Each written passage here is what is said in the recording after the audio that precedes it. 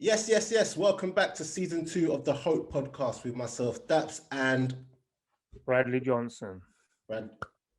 Right.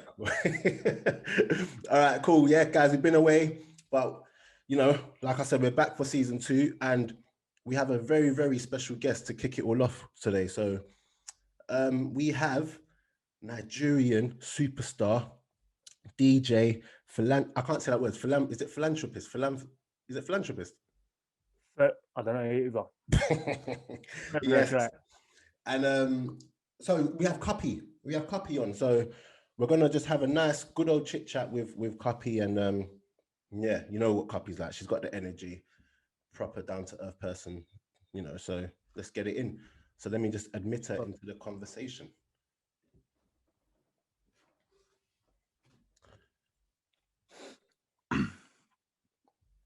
Hello, hello, hello.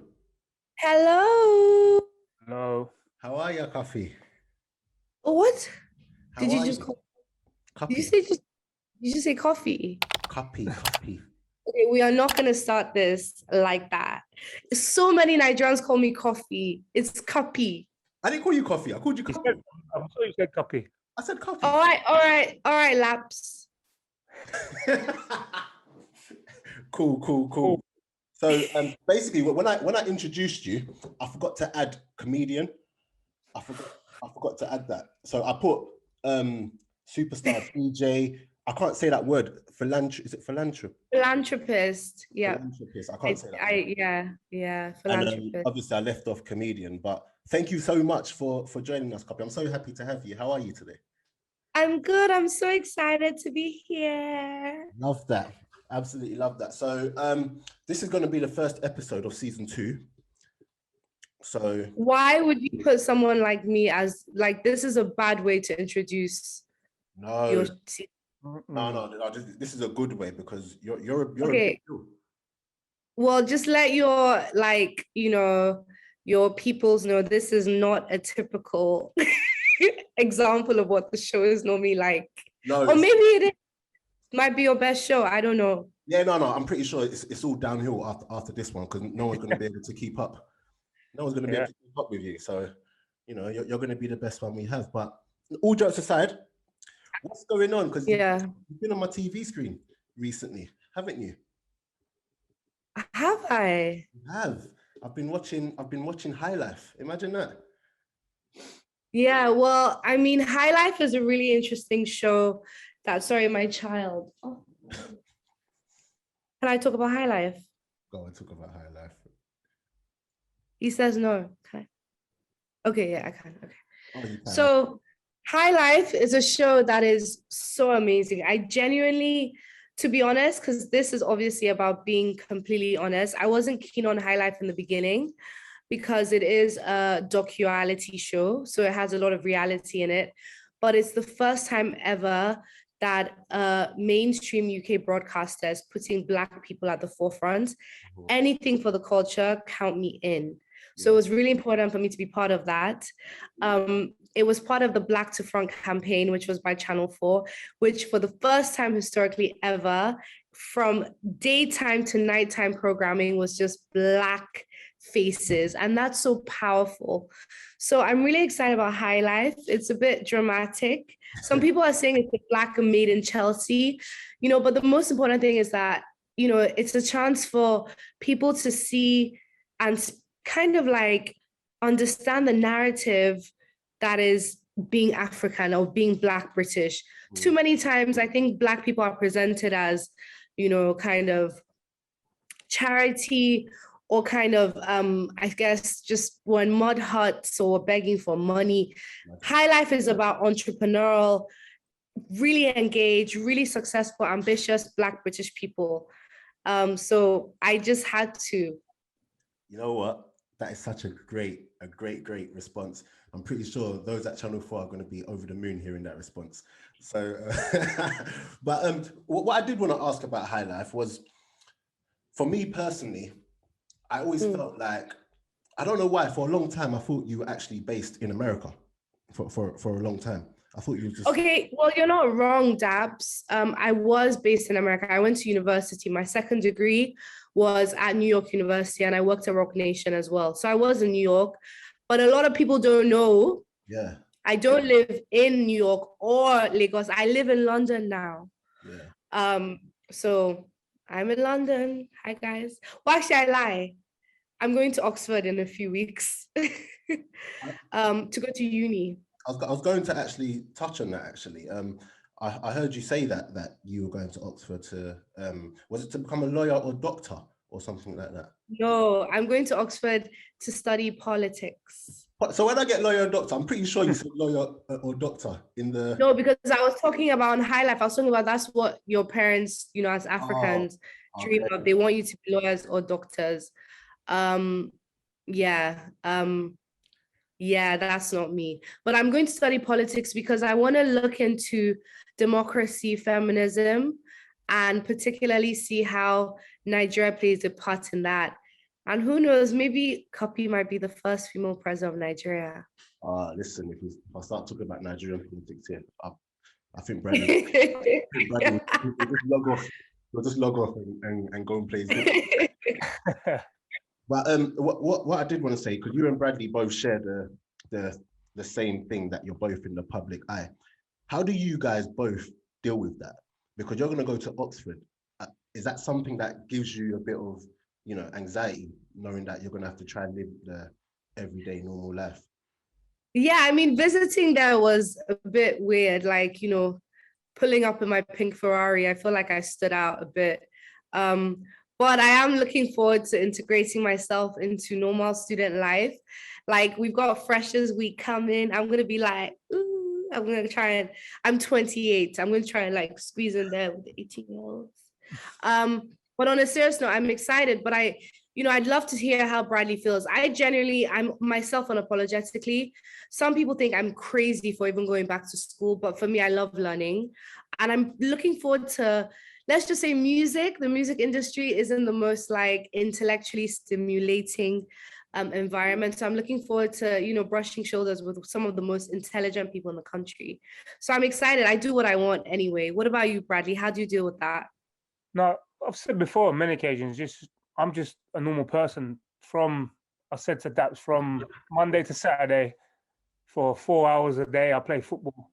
After that, I'm a normal person. I come home, I'm a father, I'm a husband, and I'm just a normal person. And a lot of people do, like you say, you get the looks of, if I went out on a Friday night before a game, I get looks and stuff like, what are you doing here? But I just see it, and Daps will tell you, I'm just a normal person. I'm just humble. I always remember where I come from, and I'm just humble with it. I'm just, as I said to you before, I train for 4 hours a day, and then after that, I'm just a normal person, really. Where are you from? What? Originally London. I'm from London. Where in London? East London. Oi, East London. Yeah. So I'm from Nigeria, but I'm trying to find like an end to like identify with. Where would you say? Like I live in like Waterloo, so that's like southeast, right? It's funny because I grew up in after we moved from Peckham, I grew up in Blackfriars. Hey, Peckham. Yeah, but when I moved from there, I actually stayed in Blackfriars, and my mum's still in Blackfriars. Oh my God, me and your mama. Listen, like I need to link up with your mom. Yeah, hey, my mom can throw it down as well. So if you ever need real Nigerian food. Wait, what? Like as in like amala, the soup, ewedu, obedidi. Everything. So whenever I want to eat. Oh, auntie. You know, when I show my mum this, she's gonna be so happy. My mum loves you. Oh, that's, you know what? I really wonder why so many people, like, they'll come up to me. Like, I got some young girls the other day, like I was on the tube. I was like, oh my, because basically my fan base is in Nigeria. So then I always feel like I'm really unknown here. So I was on the tube, like some girl came up to me, she's like, young girls in school. I was like, oh, bro, I was like, I'm famous. And then she's like, oh, my mom loves you. I was like, oh. But I find like, I do kind of, she was like, yeah, your mom thinks that, you're such a great role model. And I'm like, really? It's really tough because it's like, I'm actually quite a fun person. Maybe it's the education and philanthropy, because that's very unlike being an artist and DJ. So maybe because I stay in school and because I actually do social impact work. Do you think that's why? Because DJing is actually quite, I still have aunties that are like, how can you be in nightclubs for a living? You know, especially as a woman, like it's a bit weird. Like, why? Okay, Daps, why does your mom like me? I don't know. I just Um, think it's because you're just so, as much as you're just yourself and you're just very Nigerian.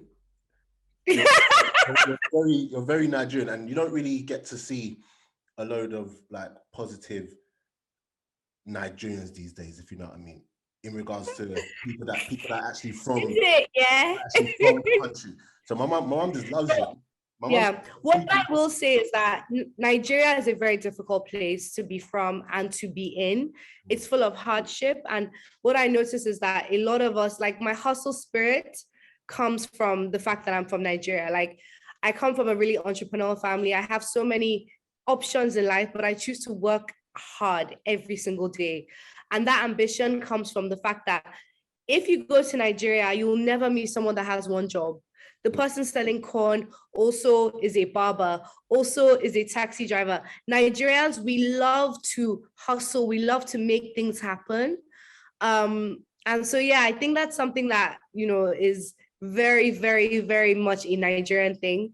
But what I would say is some Nigerians, I think, aren't open-minded. By the way, I get a lot of hate from Nigeria. I love my country, but a lot of people don't understand me. People definitely think that, you know, things are handed over to me. They don't think I've worked hard. They don't think I'm talented. You know, I dress how I want. I say what I want. You know, I think it's very much a comparison environment where they compare me to other females or even to my own sisters, because my family is quite out there. And I'm not what, for example, they even use the fact that I'm 28 and single against me. You know, people are very sometimes traditional. Why are you laughing, Daps? Because I get it. I get it. I used to get all those questions all the time as well, like, where is your children? When will I marry and whatnot? But soon, Daps. Next Say year, again? isn't it? This year, Listen, yeah. Daps, right. you get married and I'm not DJing at your wedding, yeah? You know what's so funny? Listen. Do you know what's so funny? I actually had a party a couple of weeks ago, but I didn't. I was going to book you, but I didn't think I can afford you. Another misconception. People think I'm really expensive. Why? Because you're an expensive looking person. Get me? Yeah, so, get me? Oh my God, that's a you know you're not a 2 for £5 DJ, so you know. No, but you know what's crazy? Like, I genuinely like. Okay, so what's great, and I'm gonna get in trouble for saying this. My bread and butter is actually not DJing. Like, I make a lot of my money because of my brand. So I do a lot of brand deals. So you know, I've got over almost 8 million followers on Instagram today. So I just sign deals and I work with brands, and that actually pays a lot of my stuff. So that allows me to subsidize my DJing. And I'm a passionate person. Like, literally, like someone literally DM'd me like, oh, I really want you to DJ at my 21st. I rocked up there, did an hour for free and just left. I love that. And listen, Dabs, if at your wedding, yeah, your mom's gonna throw down, yeah, some of that suya, that chicken suya, I'm in. You're in. Okay, cool. This is recorded, so I'm having I'm having another party in December for my birthday. And why are we avoiding the wedding? Why are we going to? You see that? Yeah, why are you avoiding the wedding, Daps? We're talking about the wedding. Why are you listening to this? Cuppy, don't listen to this guy. We're talking about the wedding. Cuppy, don't forget about your parties. Cuppy, right, we'll go on. There's no this guy's trying to. How many? Do you get to go back home often? I did get to go back often. I used to live in Lagos actually a couple of years ago, but since I'm going to Oxford, since I moved to the Pink Penthouse, since I got my children, the dogs, I haven't been back in a while, but I'm hoping to go back for December. So everyone talks about the best time to go to Nigeria is December. It's just so magical.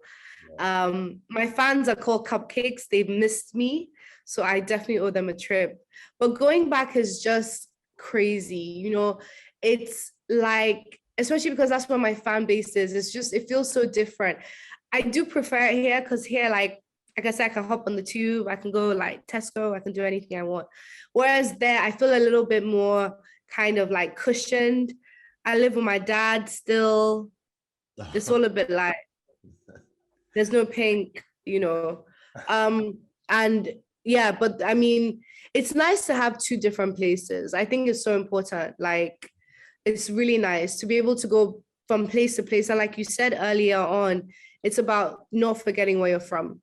100%. You touched on the fact that people maybe think that you're not talented and that you've got everything just given to you.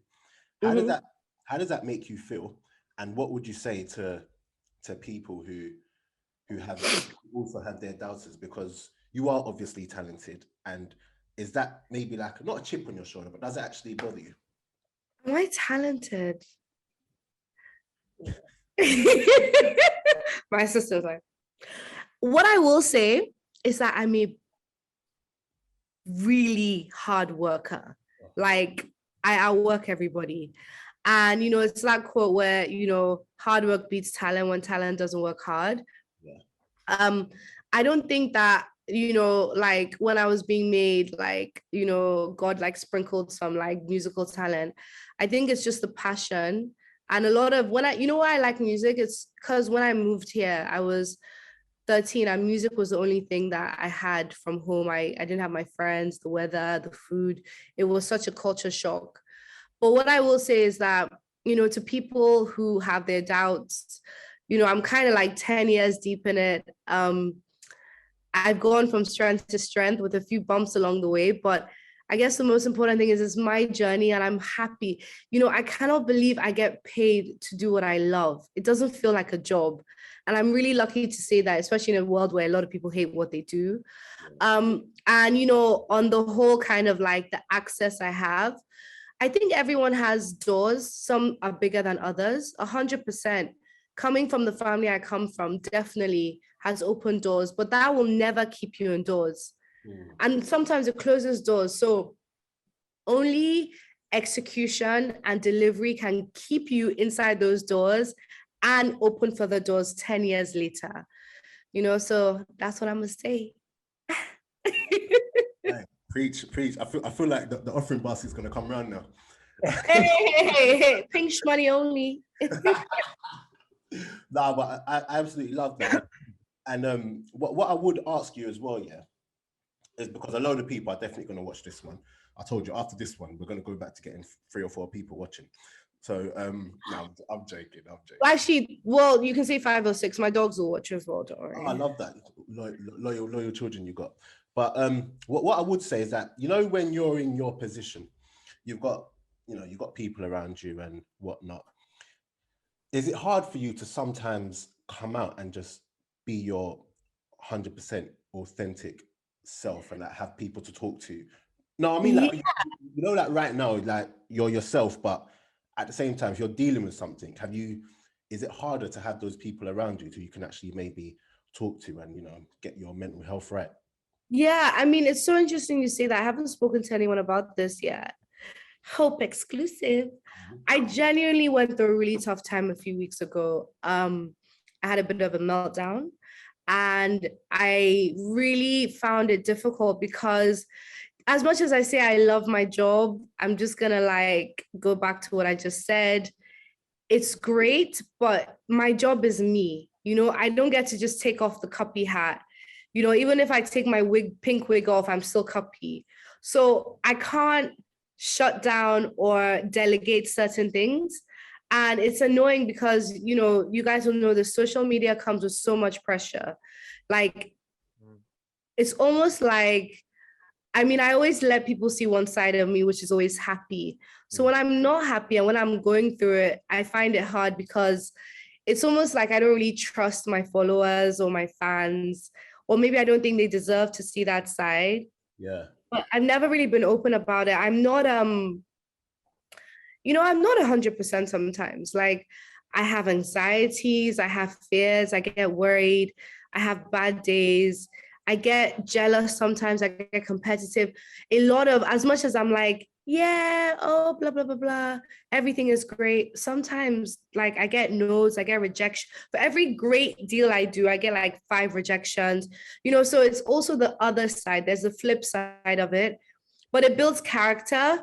But what I will say is, yeah, like, I only really mess around with my day one friends because there's like, I don't even consider myself famous, but from the minute I was born, because of the family I'm from, I've always just felt like people wanted something from me. And it's quite sad because I used to see like celebrities be like, oh, I don't know who wants to be with me for me. I used to be like, shut up. I know what that feels like, because I'm such a giver. And people have taken advantage of that in the past. But it doesn't change who I am. It just really limits me. Like, it's really hard to like proper get close to me. Like, my best friend, Soraya, like, I mean, it literally took years for us to get close. Like, so I have acquaintances, but like, people say they're my friend, but if I say you're my friend, like, you're my friend, like, basically my whole friend thing is, have you been to my house? Have we been through a really tough time together?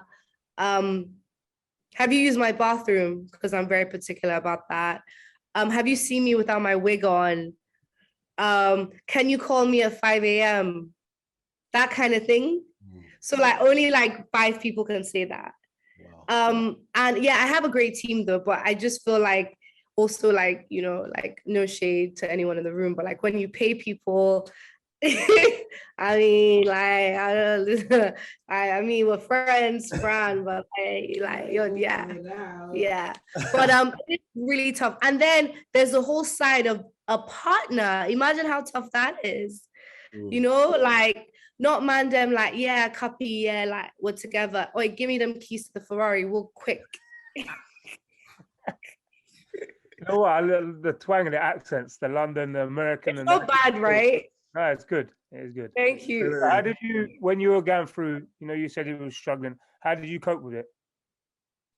I can't lie. I left social media. I had a tough time. I didn't want to talk to anybody. I definitely needed help. I got help. And actually, you know what's really interesting? Like, I love this country because like, mental health is actually, I know recently, but it is taken seriously. Like, I had conversations, there's people like the Samaritans, there's so many people you can get help from. But I've always felt like I was a tough cookie. And the thing is that my meltdown actually was not, I don't care about comments, I don't care about feedback. I was just overworked, and like I said, I have school coming. Okay, so picture this is me right now. I've got a show on Channel 4. I'm DJing. I'm starting a university tour this weekend. I'm hosting London Dog Week. I'm launching a jewelry brand. Oh yeah, I'm wait, what am I doing that I'm forgetting? Cuppy cuts. That's it. Cuppy cuts, yeah. And I'm back in the studio working on my new single, my UK single. I'm working on so many different things. Oh yeah, then I've got the Cuppy Foundation where I feed 70,000 children a day. I'm thinking about bringing my party back, Cactus on the Roof. I employ about, I think, 7 people around the world. It's just a lot. So basically, like, the amount of pressure on me is a lot. So I had to get help, and I've had to restructure. And just basically get more people involved. Like, for the first time in my life, I am gonna like not maybe be internally managed because it's too much. Like, I think I'm actually outgrowing my brand, which is great, but it's hard. It's really hard to put something you've built in other people's hands. For the first time in my life, I'm gonna have a business partner. Again, that's like scary, but you have to delegate. I can't be sitting up, at 8 a.m. crunching, I said 8 a.m., 4 a.m., doing my P&Ls anymore. Like, I have to study. So it's about moving smart as well. Like I've got to get ready for the next step. And also what's really nice is having real conversations like these. You know, you guys are super anti like being press trained, you know, and it's nice to have real conversations because I can't lie. A lot of the times I wake up in the morning and it's like I Cuppy, you know, but this is nice. This feels like a bit of Florence. Yeah. No, you know what? Sometimes it's just to go back to what you said about the whole coming away from social media, man. We just have to do what gives us that peace of mind, man. So I really do hope that, you know, you're in a better place now. You know. Oh my gosh, I'm in a way. I wouldn't be here if I wasn't. But what I will say is there is this debate. I don't know. Would you guys ever have someone else handle your social media? I think Brad, didn't you have someone handling your social media before? Yeah, He did. I did up until, when was it? About a year ago. That was about a year and a half. Yeah. Someone used to run my Twitter for me, and it was hot. I don't know. It was good in a way because I used to have my own Twitter years ago, and I got in trouble for replying back to fans, and I got fined like a lot of money for it, and I just didn't want to be on there. But how much you got fined? For what? Answering back a fan? Yeah. I got fined £10,000 for. Well, here's my rule: never reply. I have never replied to anyone in my life. Yeah, I was young though. I was young. So so since then my agent took over my Twitter, but then I felt that I wasn't engaging with my fans and stuff. Yeah, it's not personable. Yeah. So until obviously I think it was just before lockdown, wasn't it? That's when we started this. Yeah. I took over, and again now I'm old enough now. I don't, like you just said there, don't reply to anyone. I don't reply to no one. Yeah. I mean, especially I'm sure you can tell by my personality, it's really difficult to give someone my social media because I'm very personable and I really engage with my fans. And also, I mean, you know, some of them DMs like let's be honest though, yeah. Let's be honest. You probably get many DMs though, but are you really going through them? Yeah, all of them. Well, okay, no. Okay, so there's the general, which is like people I talk to.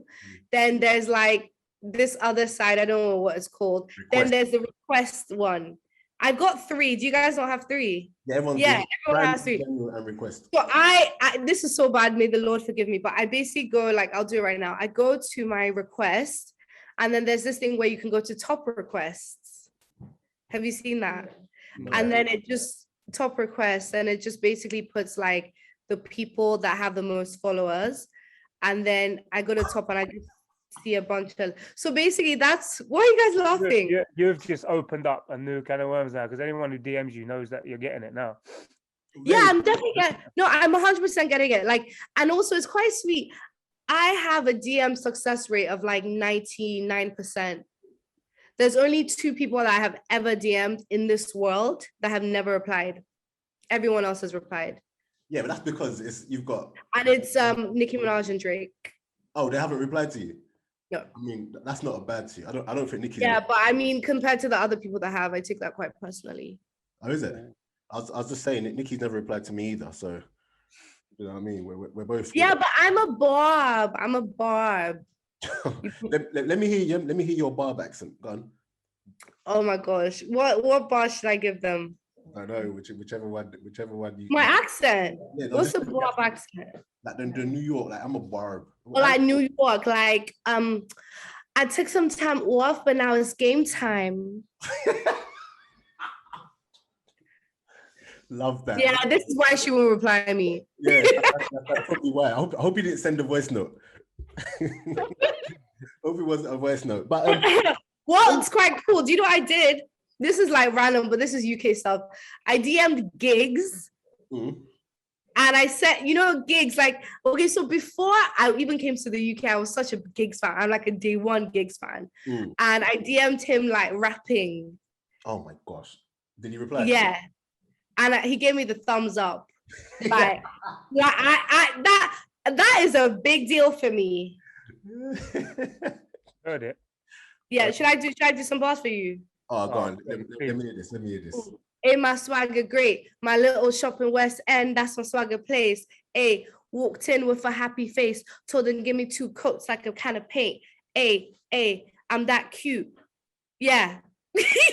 I'm like kind of like what's I don't know what he's saying half the time, but yeah, peck now I'm still.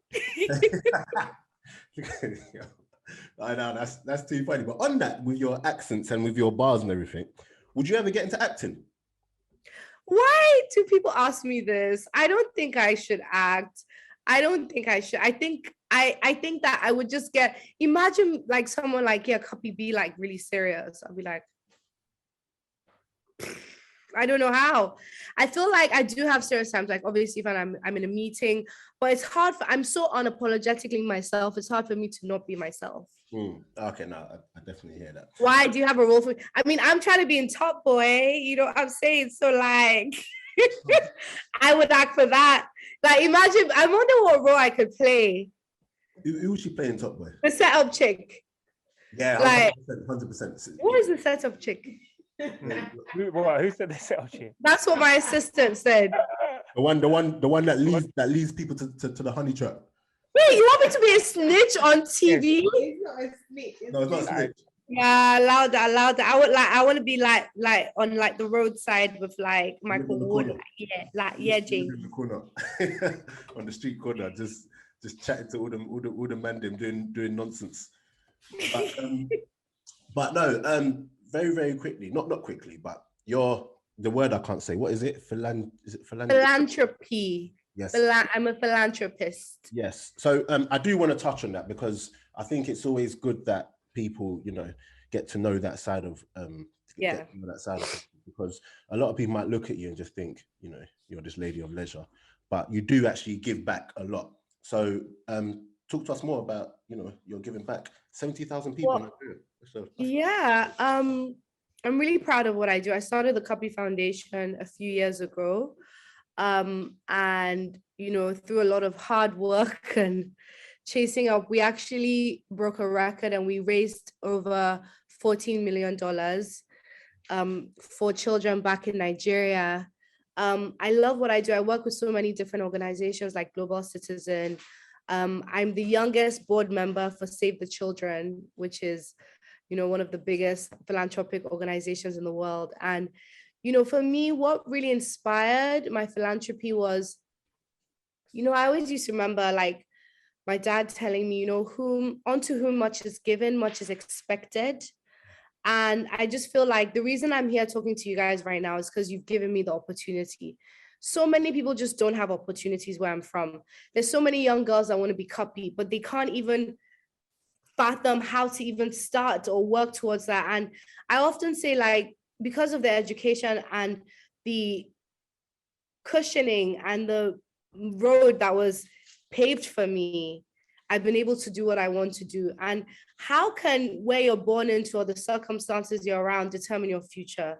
That really upsets me. So I really wanted to make sure I gave back because I want to be known for more than just a DJ or more than just, that chick that threw water at someone on Highlife or, that person that smashed the festival. I feel like I want to create an opportunity for plenty of Cuppies to come through. And for me, coming from Nigeria and integrating myself into a new society also showed me how the world, with all the education and network and access I have, I still struggle. So I want to make sure that I do as much as I can to at least give people opportunity to strive, even if it's just within Nigeria. So I really focus on education. And, a lot of people say, I was having this debate with someone actually, a lot of celebrities are like, yeah, we love education. Do you love it enough to actually get back into it? Do you love it enough to continue learning throughout your whole career? I love education so much that in what has been the busiest year of my career, I've decided to go to Oxford. So it's about also not just telling people to be an example, being an example yourself. So I'm really excited about this. And, one thing I also noticed, me being me, it's not just about being a philanthropist from my pink penthouse. I went into Nigeria. I went to the most dangerous place in Nigeria. Do you know where that is, Daps? No, where is it? Can you guess? Oh, this is putting your knowledge to the test now. Come on, Daps. Oh no, I would say somewhere in Lagos, but I don't know. In the whole of Nigeria. I don't know what the most dangerous place in the whole of Oh Nigeria. well, yo, what happened when you went to Lagos, bro? I'm cool in Lagos. That's happened when I went to Lagos is like beans compared to a lot of other places. Okay, so it's a place called Meduguri in You know Borno what? I State. promise you. Oh, I know I that. He's promise you. gonna say, I know that now. I He's promise you. lying. I promise you, because I used to play football in Nigeria, and it took us 14. It's in the north. It took us Yeah. 14 hours to get there by road. Imagine Yeah. that. Yeah. So Well, that must have been a long time ago because I doubt a football team would go there now. So it's the most dangerous place in Nigeria. It's a particular city. It's called Meduguri in Borno State. That's actually where the girls went missing. yeah. And it's known as the hotspot of Boko Haram, where terrorism occurs. I went there. I insisted on after I went against a lot of people's advice, including my family's. And I went there because I thought I can't solve a problem without seeing the problem for myself. And going there was just the biggest eye opener for me. So I'll be honest with you, I went there with loads of school books, educational resources. And then I get there and I realize these children are so sick. The last thing you want to do is give them a school book. They needed primary health care. They needed water. They needed food. They needed drips. They needed so many things because they were malnourished. So that really opened my eyes and kind of really spread my whole initiative. So yeah, that's what I do for a living. I'm very passionate about it. And I'm really proud. I support a stabilization center. A stabilization center is where you bring children that are literally so malnourished.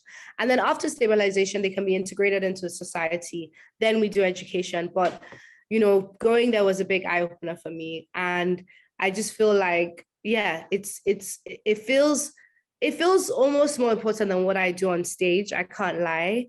But I think that, I have many more years, hopefully, to grow that. But I'm very proud of what we do.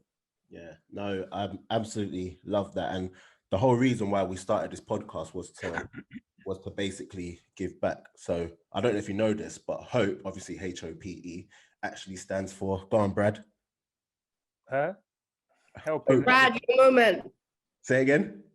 Helping other people everywhere. Yeah, so helping other people everywhere. Bradley actually came up with that one, by the way. Well done. Go on, Brad.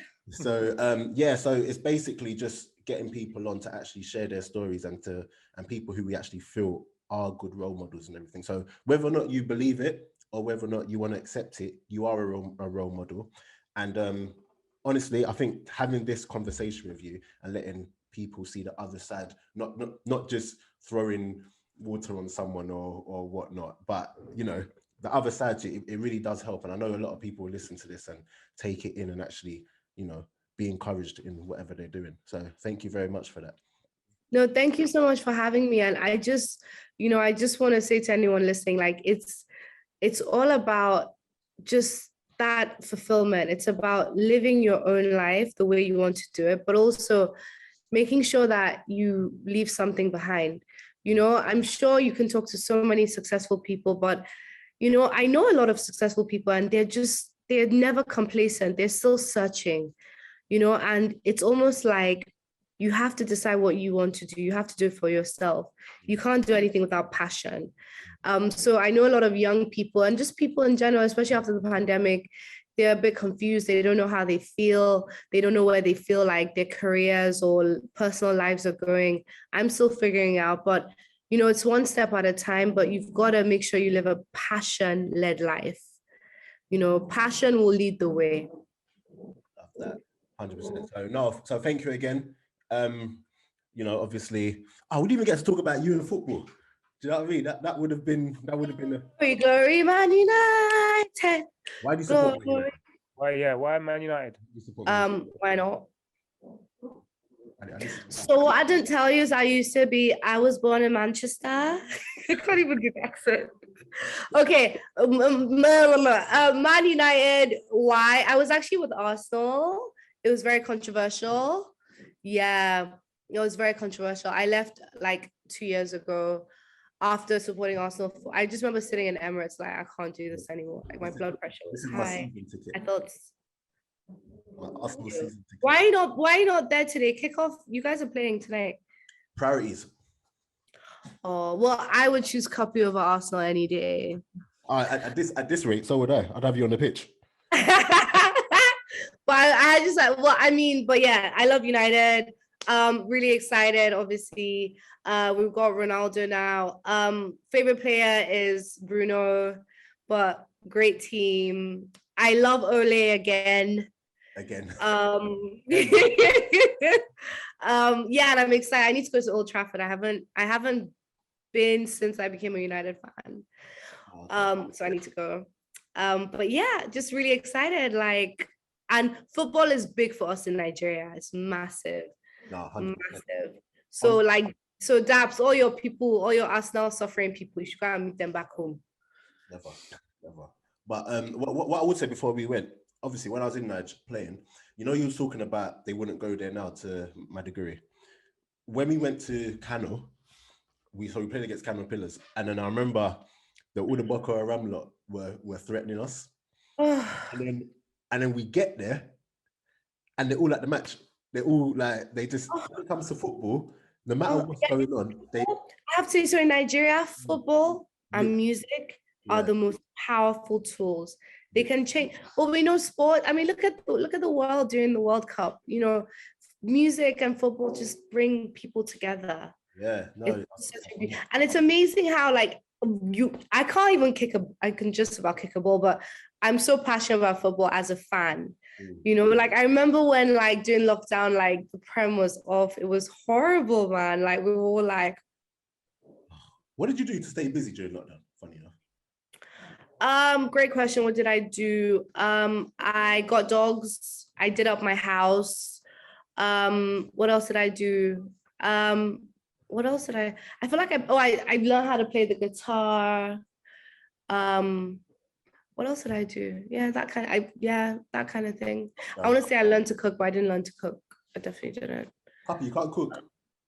Cuppy can't cook, but Cuppy can bake because Cuppy comes from cupcakes.